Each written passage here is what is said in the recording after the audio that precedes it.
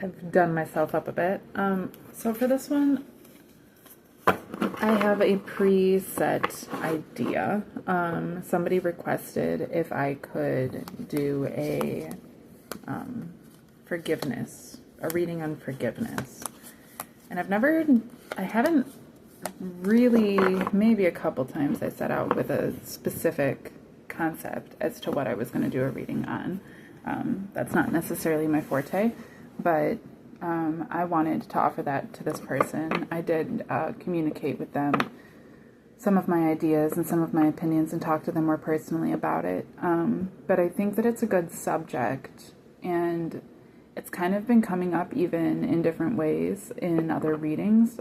So I think trying to pull specifically for that might end up actually being beneficial. Hold on, sorry, my roommate just texted me. Hold on just a second, sorry.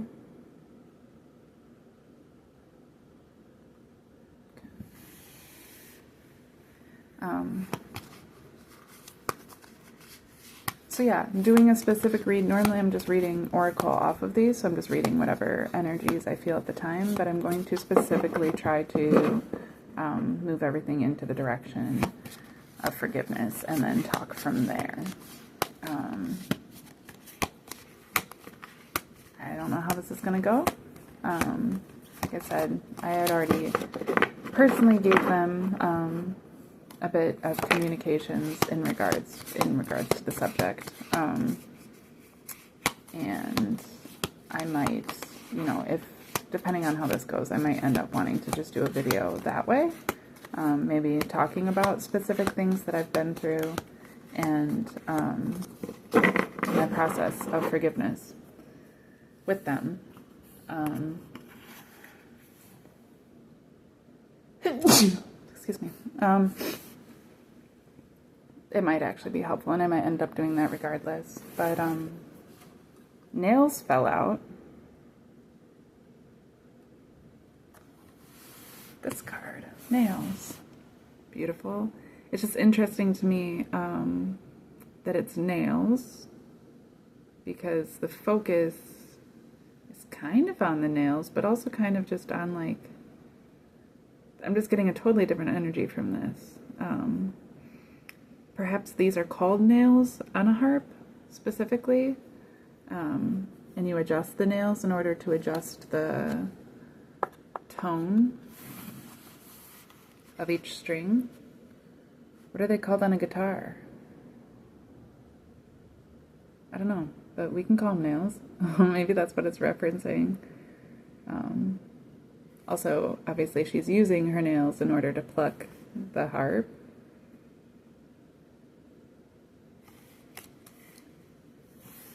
In the way of forgiveness, immediately I'm getting this idea of, like, fine-tuning our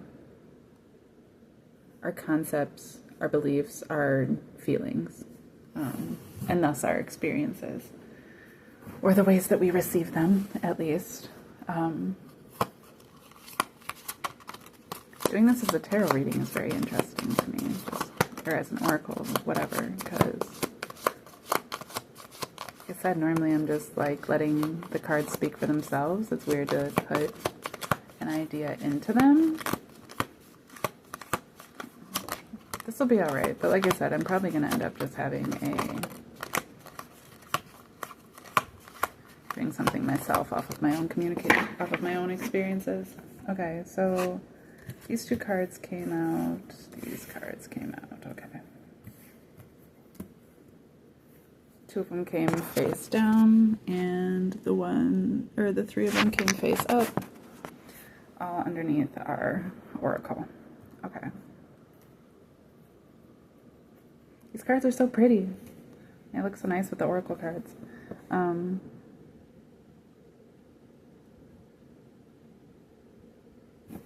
actually going to move the two face down cards up to either side of the oracle. So now this is actually what we have it looking like. Okay.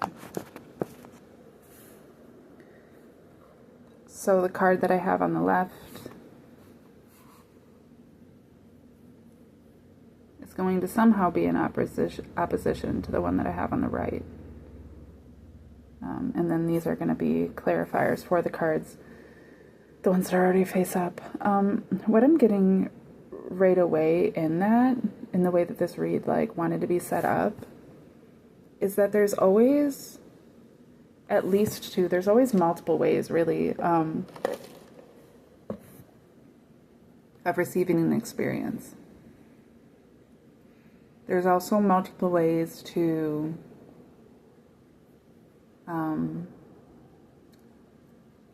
receive, respond to, or enact forgiveness. Not that they're necessarily oppositional. It's really a matter of perspective. But I think it's easier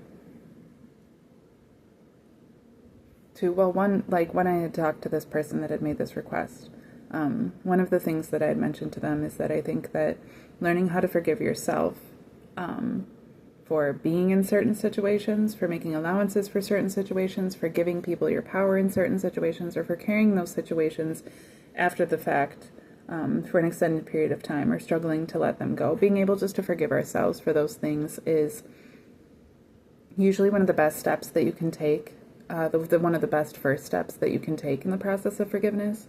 One, because it opens you up to being able to receive things better in a more balanced way regardless, because you're not holding certain things against you. But it also helps to start getting you already in the process of forgiveness. It makes it easier to extend it to others when you've already engaged with it yourself. And it also teaches you a level of empathy. This kind of goes into that concept that I had of praying for your enemies, where it's not to make excuses for their behavior. It's not to make allowances for their behavior. But it's to empathize with the fact that they are a person that either made a mistake or did something because they thought that it was the best thing to do, or are thinking that that's how they're going to get power over somebody or in a specific situation, or whatever it may be. When you're able to look at your enemies with an eye of empathy, it takes away, it kind of it eliminates or alleviates the power that they would have over you, which is very powerful. It takes your power back. To be able to forgive your enemies even takes your power back into yourself, so that you're no longer letting them or their actions block you from being able to be your greatest and fullest self. There's so many different things that people can do to us, even unintended, that if we carry with us without a sense of forgiveness, end up keeping us from being able to grow properly, mature properly, build certain foundations, relationships properly, being able to just to enjoy our lives to the fullest.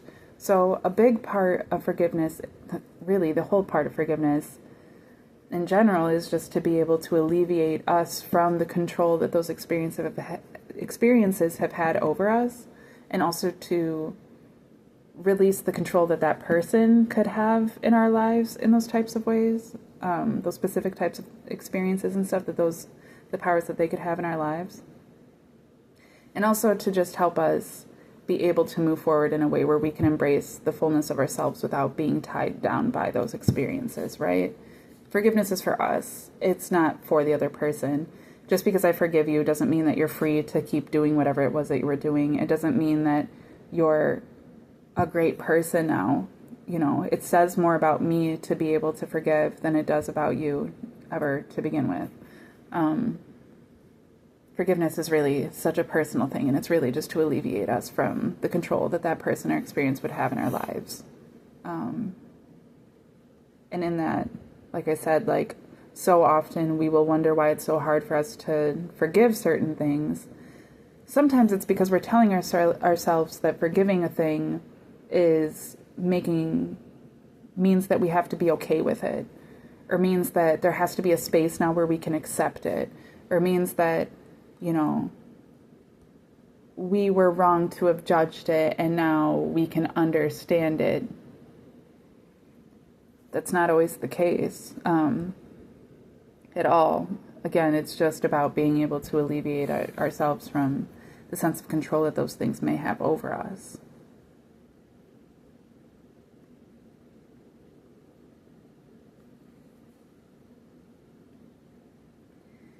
And then what I'm seeing with this harp card too is that, like, in that way, forgiveness is like tuning these nails, right? But tuning the nail isn't actually it helps to create the right tone, but it's still the way that you pluck the harp that makes the music. So it's beyond just the act of forgiveness. It's being able to move forward and to make something of those experiences as well, And that really speaks on the process of healing. That was a big thing that I had mentioned to this person as well, was that it is a process. Rarely is it going to be like, okay, I forgive you, and suddenly everything's hunky-dory and everything's perfectly fine and you never have to fear of those situations again, and this person goes back to being what they were in your lives before and everything's just great. It rarely works that way. And usually that's what makes it such a difficult process, because you realize that maybe you didn't see somebody exactly as they could be. You realize that there's different boundaries that you have to set. You realize that there's different things you now know that you could have to fear. You realize that there's different weaknesses that you have. A lot of those things are hard to process, but it is a process. It isn't something that just happens and changes overnight. Even when somebody says, I'm so sorry, I didn't mean to do this thing, please forgive me. And being like, I forgive you, it's cool, like whatever. Even if you can be like that, it's still a process. It still is always going to be this, unless you're completely ignorant to those things, it's always going to have this sense, like I said, like to this, like I had said to the person that had asked about this thing too, was that I don't believe in like forgiving and forgetting. I don't think that that's terribly helpful. I think that speaks more on the idea of being able to forgive is in tow with not holding those things over a person and their identity or their value to you. But I think it's important to actively remember, and I personally make a point to remember certain things. If I happen to forget, I happen to forget. But generally I do try to remember certain things, especially trespasses against me in some degree, for the fact that those are the things that's how I'm going to set healthy boundaries in the future. I'm not going to continue to judge you as some terrible person because of something that you did in the past. I believe that people can change. I believe that people can mature. I believe that there is growth. However, if you betrayed me before, now I'm well aware that you have that capacity. So it would be foolish of me to totally throw it away and act like it never happened and completely forget that it ever happened and then just continue putting myself into the same type of situations where you're free to betray me again.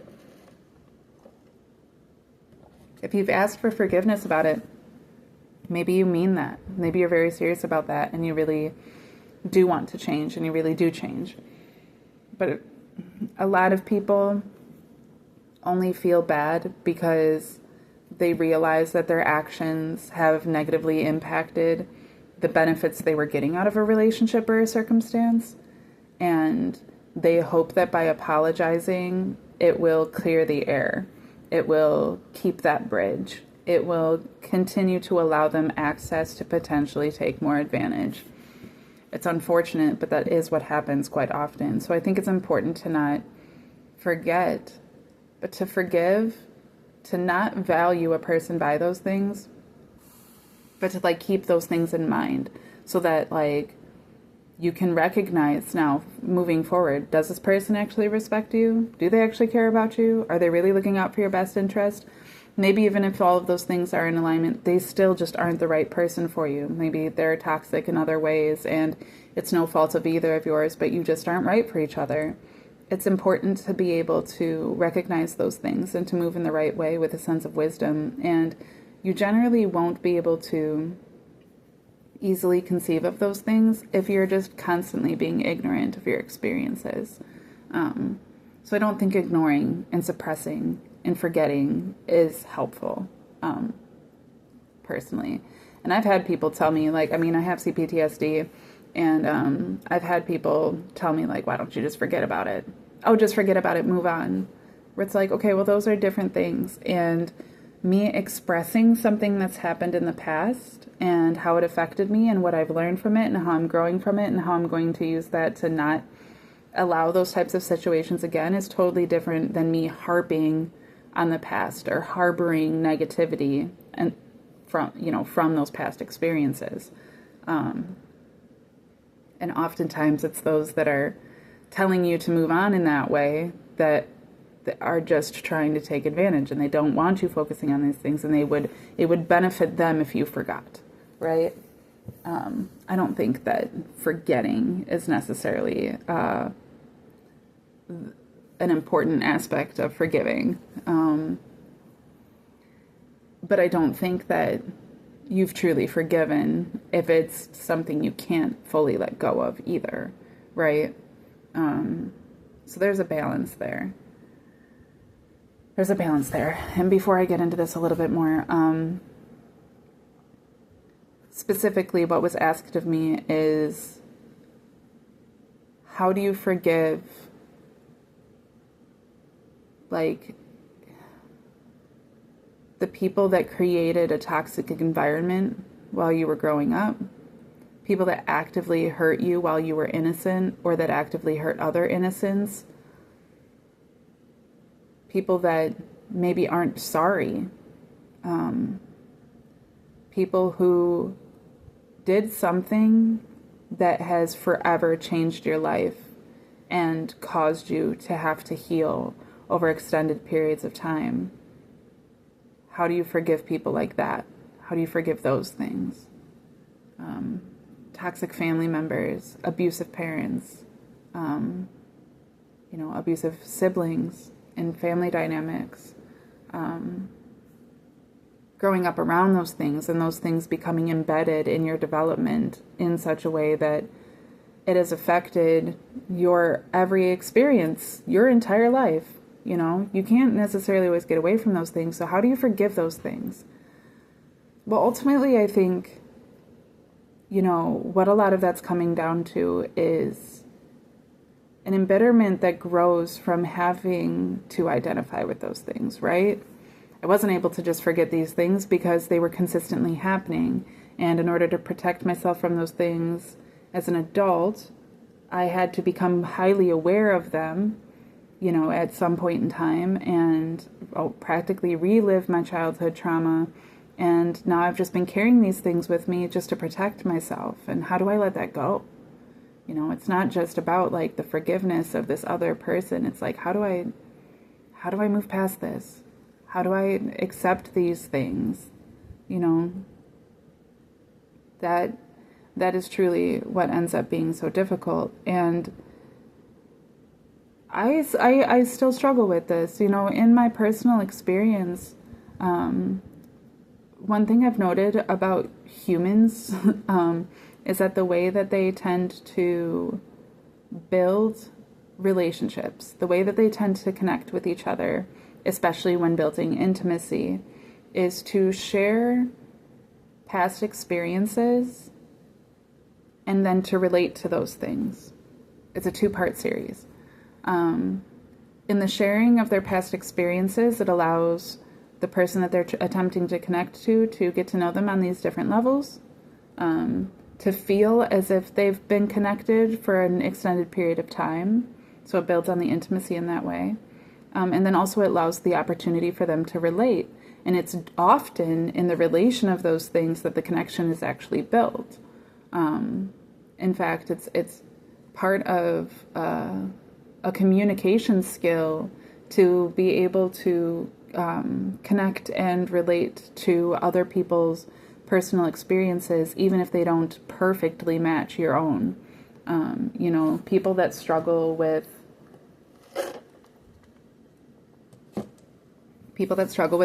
empathy, people that tend to have more narcissistic personalities, are the type of people where, like, you can share something about yourself and they, even if they can see it as something that's reflective of you, they have a hard time relating to it themselves. Unless it's something they have been through actively themselves and you're talking about their personal experience, they have a hard time bridging those gaps. And when you've been through very specific types of trauma, it isolates you because not everybody's been through that. Not everybody can understand that. And it actually can be very triggering for a lot of people just to hear about it, let alone, to even consider what it would be like going through those things, let alone to actually experience those things. And that isolation can be received as narcissistic when somebody struggles to connect with others because their experiences have been different. It can also lead to a sort of narcissistic defense tactic, which is really just the result of narcissistic abuse, when somebody is trying to relate and people just can't relate with them and they can't understand. And then it's only validating that isolation, that feeling of isolation. And then it builds like this frustration and a bitterness really against humans, the average humans that can't relate to that trauma. It also then, in either of those is where trauma bonding becomes very common to those that have been through trauma, because trauma isolates you, and then you end up finding people that share in those traumas just to have that feeling of relativity that everybody else seems to be so easily able to engage in. These type of things make forgiveness very hard. Largely in part, I think, just because it's hard to even want to recognize these things, to identify yourself by these things. Relation is like such an essential aspect of survival, at least seemingly. And without it, people are left to feel ostracized, not just isolated, but even ostracized. When nobody else can relate to you, you start to feel like a monster. And what a terrible experience for somebody who has merely just been victimized by monstrous behavior. They never were the monster, but they become that in the responses to those experiences. These things are very common, and forgiveness isn't, especially not nowadays when it's almost looked at as a sort of weakness, because it's looked at as creating some sort of loving, affectionate, understanding space for those that hurt you, when it's like, I even mentioned that in one of my last readings where it was like, you want to be cautious to not affiliate your behavior with those who have come up against you, because then really what's the difference between you and them, right? These things are so deep and so complex, and in the complexities of them, are so many different nuances and such that it's really different for each personal individual.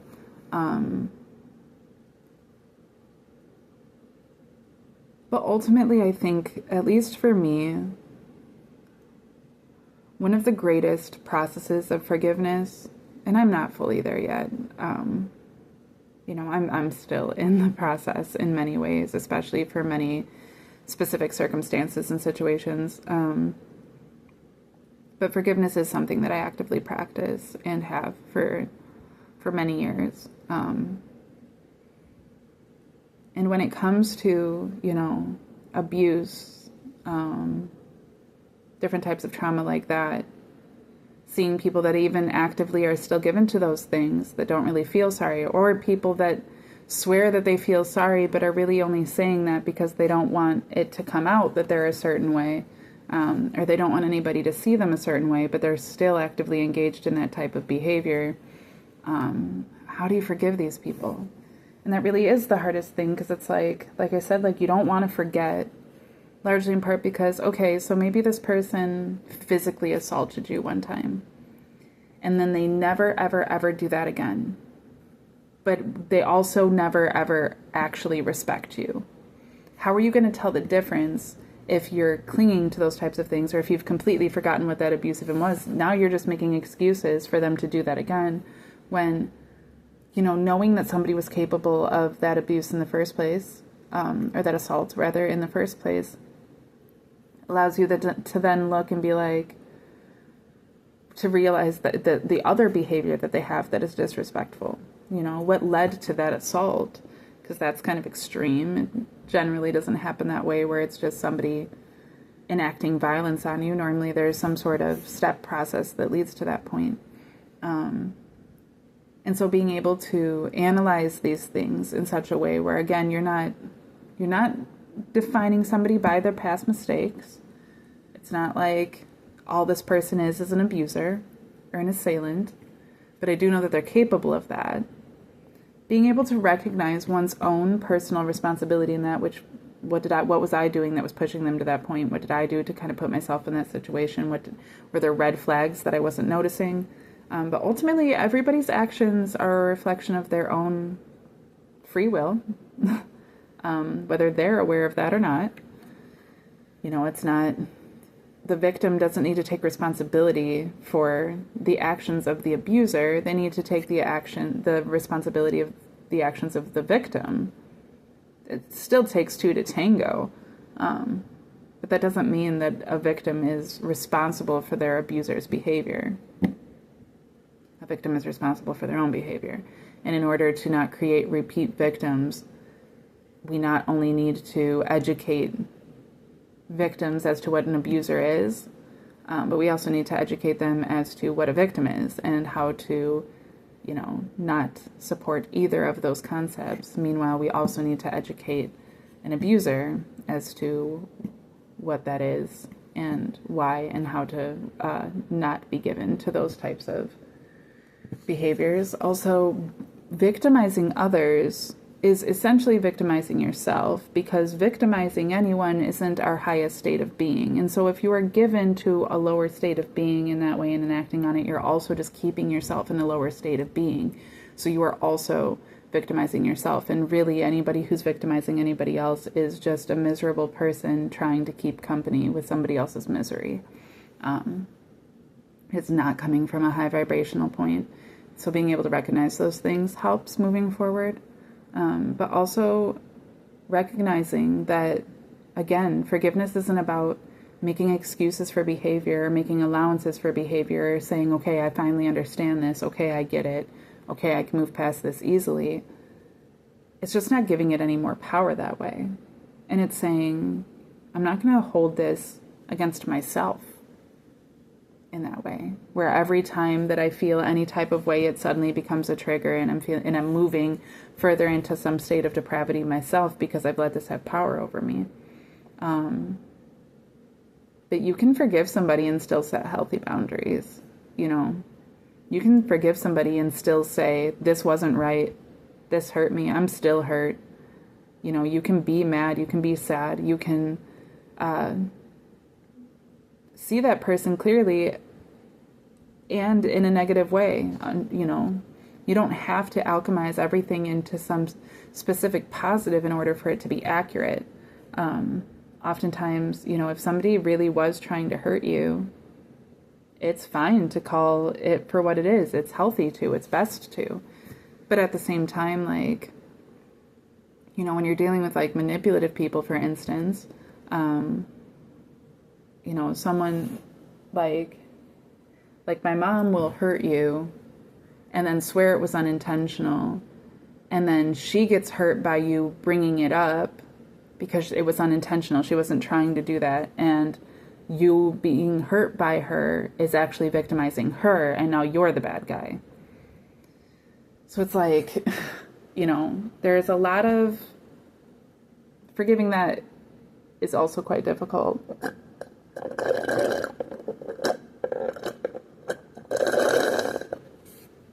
Sorry, that much I can assure you. I definitely relate. I definitely understand. It ain't easy. But it is possible. Maybe not to entirely create a space where it's like, I have love for these people. I do believe that that's possible, but I don't believe that that's necessary for forgiveness to happen. I think that that's part of the process. Just like I don't think healing, you can have a scar and be healed.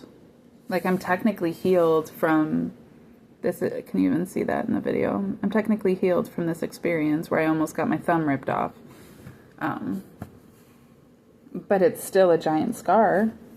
It'll probably exist for another 7 years, if not another 20 years or so, depending.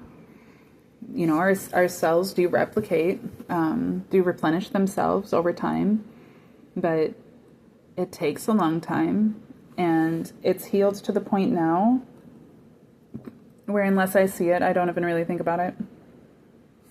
I don't feel it anymore, but when it first happened, it was deep enough and like a big enough wound that even after it had healed over, when you touched it, it did a weird thing with my nerves. You could feel it and it felt weird because it had affected my nerves and it was really deep. So even though it was technically healed, it was still actually in the process of healing. And even though now it's completely healed, basically, it's still in the process of healing. And ultimately, even after it's completely healed, it was still something that happened. So it will still always be. You can't fully run from those things. And so I think that that's a very important aspect of this too, is that like the point of healing and forgiving and processing our traumas and experiences isn't to make them go away. It's to make it so that we can thrive despite them, if not even because of them, right? That, to me, that would be ultimate healing on every level, is to be able to thrive because this thing happened. You robbed me, and instead of that breaking me down and making it hard for me to get back up, it actually encouraged the exact opposite, and now I'm better than ever because of it. To me, that's the ultimate healing and the ultimate forgiveness, where you're not holding me back anymore. I'm not holding on to that anymore. If I saw you, somewhere, I might not rush up to you and be like, hey, how are you? Love you so much. So glad to see you. But I'm also not going to let it feel some sort of bitterness and ruin my day, that these things were brought up or that I'm feeling some type of way. And I think when we're seeking forgiveness, that's really what we're looking for, is enough healing that it's no longer bringing us down. Enough healing that it's no longer a constant trigger, right? And it's not something that we're identifying ourselves by. It's hard when it comes to being abused as a child or being put through very specific things. One, it's hard because, like I said, we take those things onto our identity and we carry those things through us for our entire lives. It's also hard just to become an adult and to look back at things that were done and be like, I'm the age now that person was then when they were doing those things, and I could never in a million years imagine doing that, being that type of person, doing this type of thing, or making these types of allowances or whatever. I just can't even possibly imagine it. And it's almost like a new trigger all over again, all on top of itself. And it's like, how do I forgive that? How do I forgive that? Well, and what I had told this person was that that's one of the hardest processes of forgiveness. One of the hardest kinds of forgiveness is when you're trying to overcome an experience and an action done by somebody else that has never been and will likely never be willing to overcome it themselves. So you're doing for somebody, because of somebody, something that they aren't willing to do themselves. And it wasn't even something that you would do. How are you supposed to learn how to process something that doesn't even register in your brain, right? It's not easy. I can tell you that much. I also don't think it's supposed to be. Not that it's not supposed to be, but like, I mean, yeah, no, if they were the ones to actually be willing to do that work, you wouldn't want it to be easy. It would have to be a process because of everything that they put somebody else through. So when you're taking that onto yourself, you have to consider that that's what you're taking on, is that karmic cycle. And sometimes it's hefty. Sometimes it's hard. Sometimes it's long. Sometimes it is just so confusing throughout the entire experience. And it's like, no wonder this person didn't want to do this. No wonder this person didn't want to take this on. Damn, if I was somebody really given to being that terrible to begin with, I probably wouldn't go through this process either. That's forgiveness. Understanding that person that way, right? Not having to hold it against them anymore because you realize they're not even capable of being where I'm at right now. That's why they did this shitty thing. That's why they're capable of these things that I couldn't even possibly conjure, right? And it's not that you have to feel so bad for them either. Definitely not enough to make excuses, allowances, or, any sort of opportunities for them. But it does allow you to no longer carry that same weight of like, why me? Why this person? Why this thing? You start to understand those things, and understanding is a huge release. It's a huge benefit. It's a huge help when it comes to this process. And so in that too, I'll just go back to this card that you can tune a harp just by ear, and some people are rather good at that. Some people can come by that naturally. They don't need to actually be trained. They can just tune it, and as they're plucking away, they can keep tuning it until it's perfect. But it helps a lot to actually know those things, and truly, regardless, once you have the right tune, brings in a certain understanding. And the better you can tune it, the better you can play it, right? Okay, so on our left, and the way that I'm getting this right now, because we have the two hands on our middle oracle card, is receiving and giving. Our left hand is our receiving hand, our right hand is our giving hand. So in the receiving side, we have the Wheel of Fortune in the reverse. And it's clarified by the Sun in the reverse. And what I'm receiving from that is this sense of misfortune, this sense of bad luck, this sense of, ill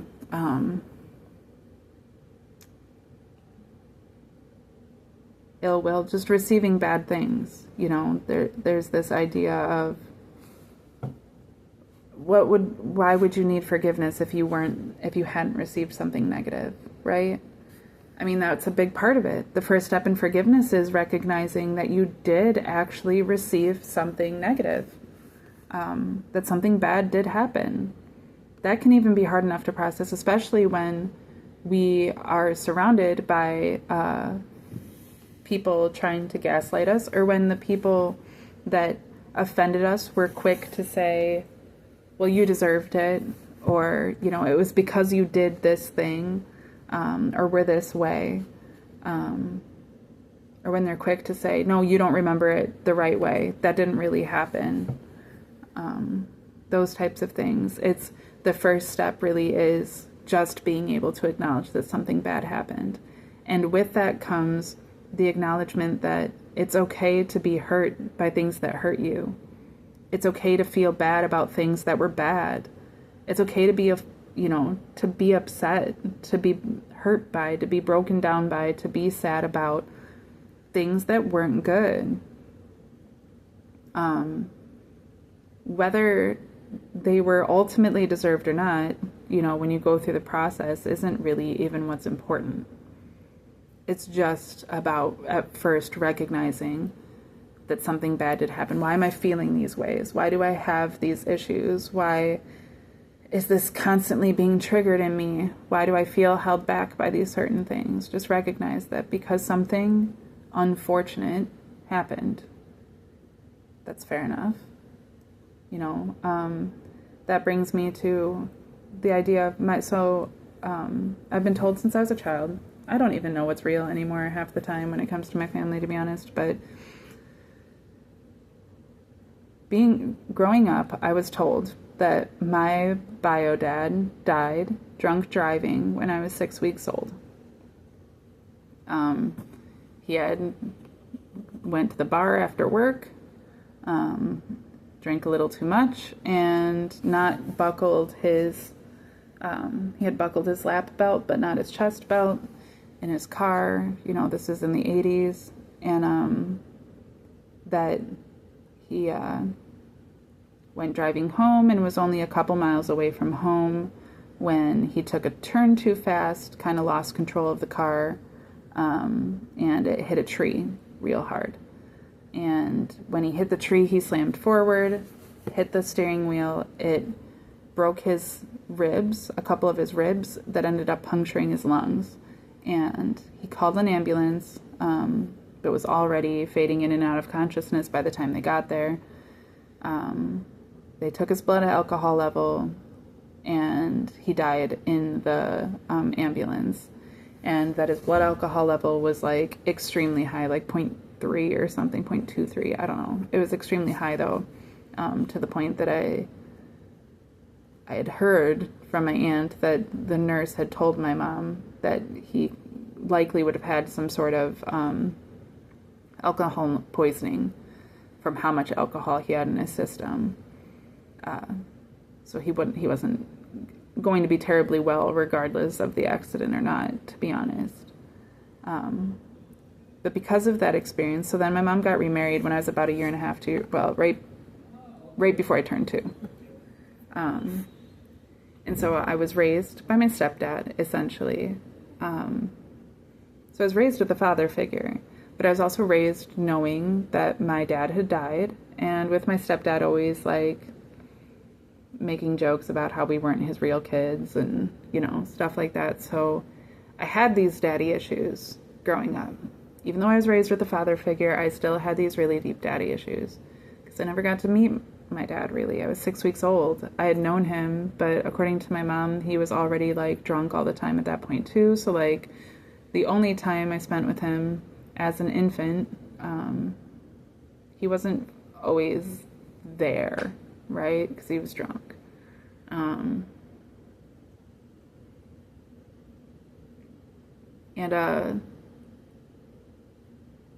Because of that, I always had this weird bitterness.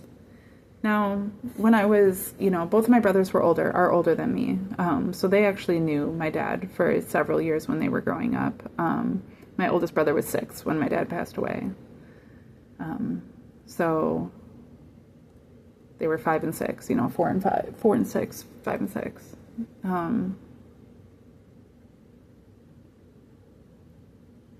So they kind of remembered having lost him. And my middle brother kind of just, I mean, I was always closest with him. My oldest brother was the one that held it against me. But I think really it maybe even had passed down that way. I think that my oldest brother was mad at me and took it out on my middle brother. I think he was just mad that my middle brother was around. I think he liked being an only child, really. But it was like I came into the picture and then suddenly my dad was gone. And so there was always this weird feeling of a responsibility for that I didn't fully understand. And then my brother told me when I was like 7 or 8, you know, what he told me was that, because I had learned from a very young age that the reason my dad wasn't around and that I had a stepdad was because my dad died drunk driving. But what my brother told me when I was 7 or 8 was that my dad had actually been sober, you know, had gotten sober when my mom was pregnant with him, which I think is true. Maybe even before then. Maybe he had for my first brother, but he had been sober for my brothers as much as possible, and then had picked up drinking again within just a few months prior to dying. My mom had corroborated that before, because she mentioned that he basically just had a beer one day because he thought that he could handle it after being sober for years, and it took not long at all before he was just completely fully drunk all the time again, or whatever, before his alcoholism had, you know, completely taken over again. And, but she tried to, when she found out that my brother told me, what my brother told me was that my dad had been sober, and then that when my mom got pregnant with me, he wasn't really prepared for another child, and so he started drinking again. And that then once I was born, it was too much for him, and so he was drinking too much, and that's why he died. So it's basically my fault that my dad died, right? As a child, and like as children, and I took that on that way. I had already struggled with a bit of depression prior to that.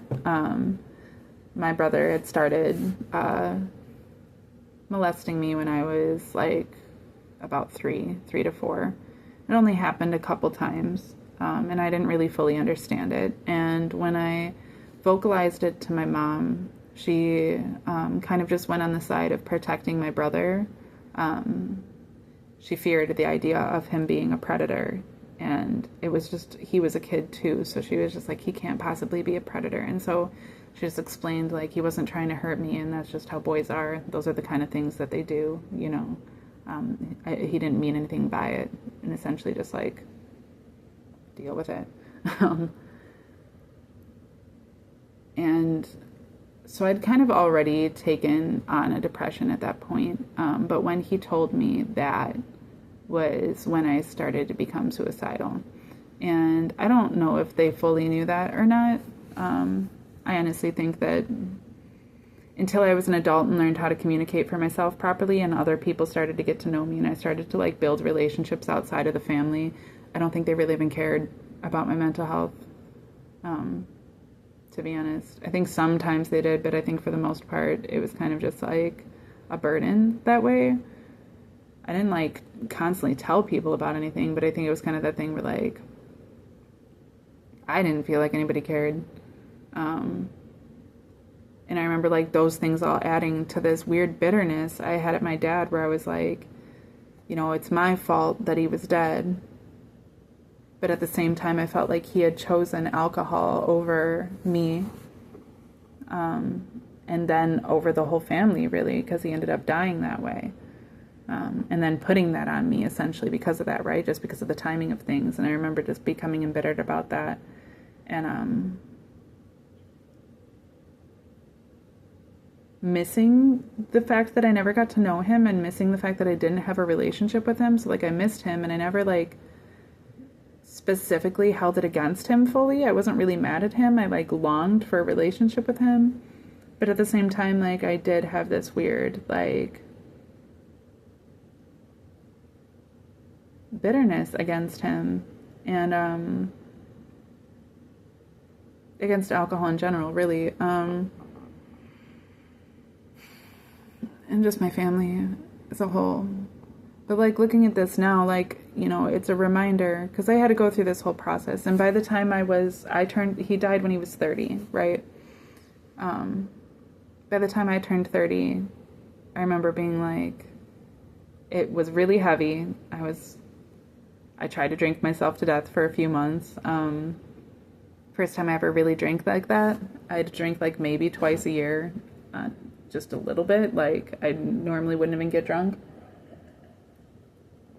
People did not ever know me as somebody to get drunk, but there were 4 months in 2020 where I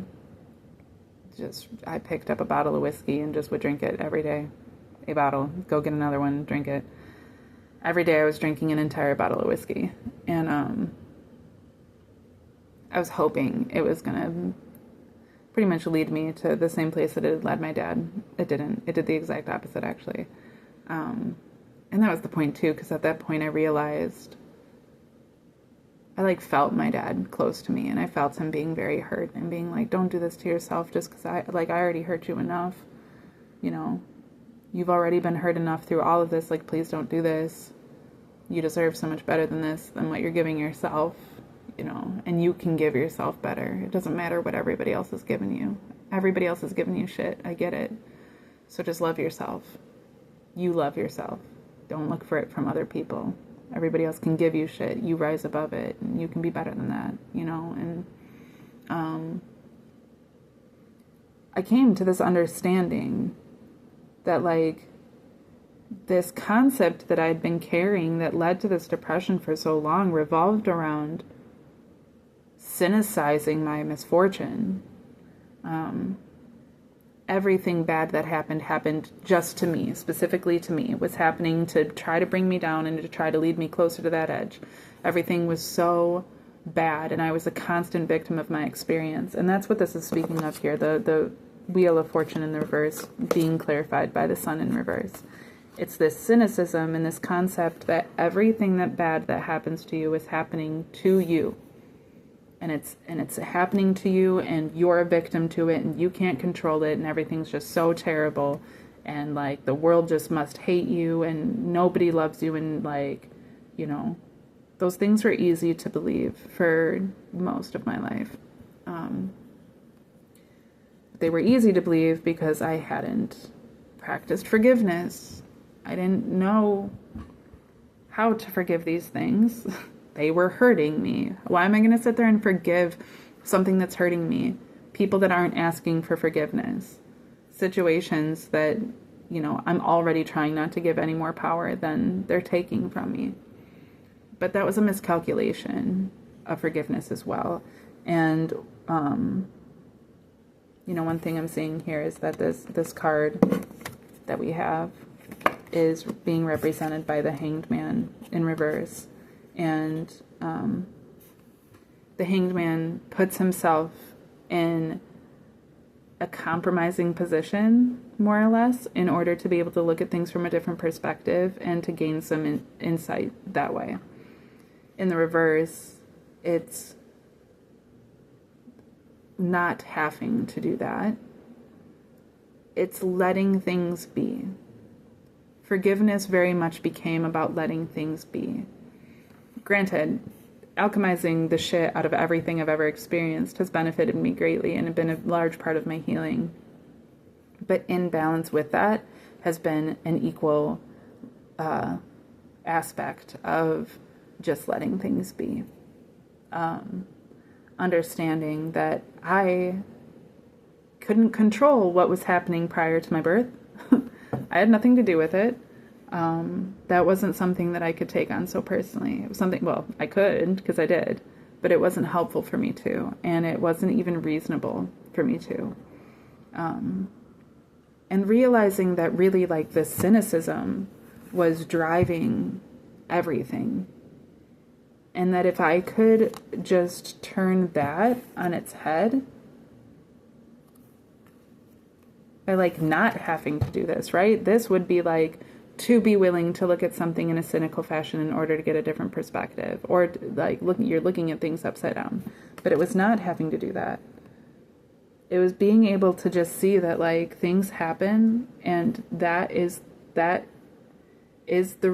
reason, or they speak of their own reasons, and what I do with that is what's most important. Not that I demand that all of the suffering stop, but that I don't receive it all as suffering, right? And that taught me this inner strength that I hadn't had prior, which also allowed me to feel much more confident and courageous about being willing to forgive. I mean, to the point where, like, I've looked a couple people in the eye as they were actively hating me, and I've looked a couple people in the eye as they were actively trying to kill me. And because of the forgiveness in my heart for those actions, what they saw in my expression wasn't fear and wasn't resentment, wasn't remorse. It was love and forgiveness. And I've watched hatred turn into, well, resentment, which was better though. I watched those faces as they saw the love in my eyes.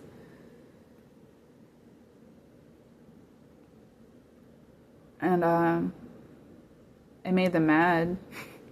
They didn't understand it. I think it more confused them than anything, but it did disarm them. It did disarm them, and they weren't able to do me the harm that they had intended. you know.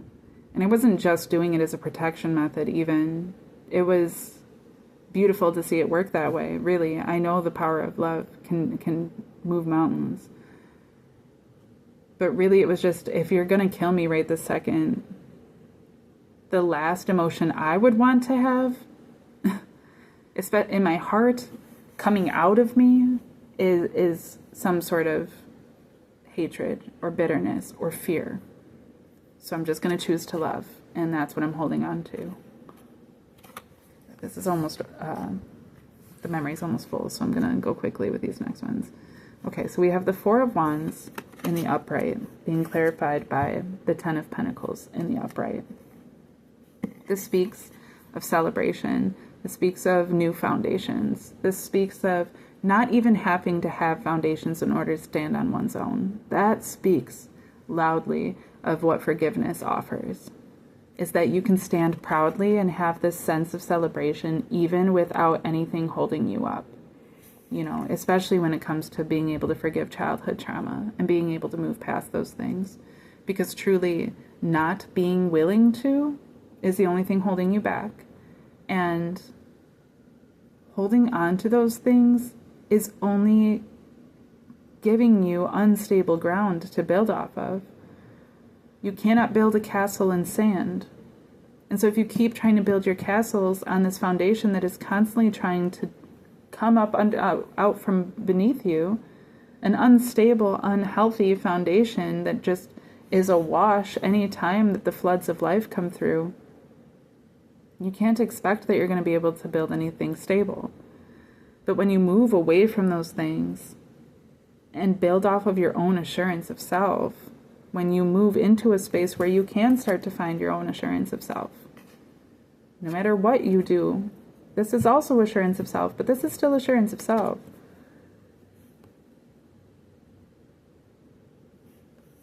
When you're able to start making music out of the things that have hurt you, to start using those things for your creativity, you'll start to see these blessings.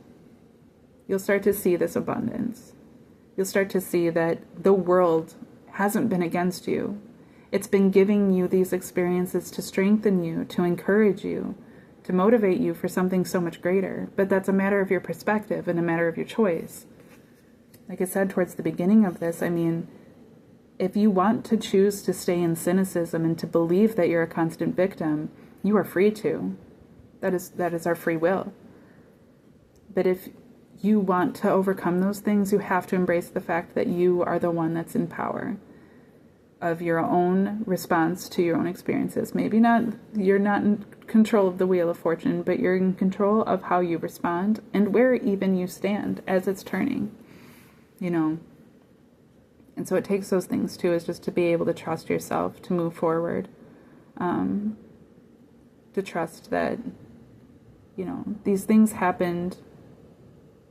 Let those people get their karma. Don't try to control their experiences.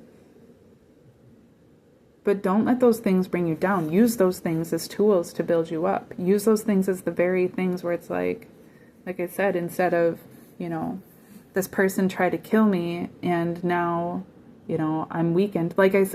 Somebody who gets their arm lopped off and then they decide that with the one arm that they do have, they're going to start painting. You know, I've seen people paint with their feet, because they didn't have arms. And they didn't even start painting until they had lost their capacity to. And they were like, no, I just knew that I had to survive. And I decided to just start fooling around and realize that this was something I could do. And they're incredible. They're incredible. And it's like, man, I would have never imagined in a million years that it would have taken something so awful to create something so incredible. But that's the wonder of life. That's part of the power of life. That's part of the beauty of all things. You know, like Miles Davis, there's a quote by Miles Davis that says that it's not playing the wrong chord. It's something, he says something along the lines of like, it's, you know, it won't ruin things if you play the wrong chord. It's about what you play after that. And that's the power of jazz right there. And let's be real, the life that we're living is utter chaos. But ability to choose our responses to it, that's jazz. That's jazz. That's making music. We can create abundance out of nothing. We can create stability even without those foundations. Yes, it's hard. It's hard being an adult without a healthy family dynamic. It's hard being a single adult without a partner. It's hard being somebody that's gone through a lot of fucked up things where it makes it more difficult for others to relate to you. It's difficult, but it's not impossible.